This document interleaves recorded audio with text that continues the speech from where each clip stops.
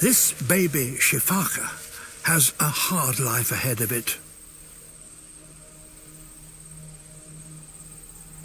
He's been born in the most arid and hostile corner of Madagascar's vast landscape. If he is to survive here, he has much to learn.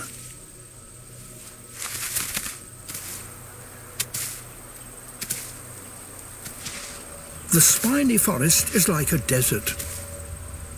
It rarely rains, so water and food is very hard to find.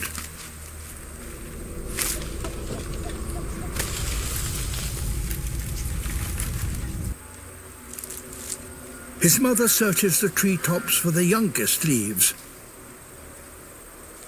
They provide the only food and water to sustain the family.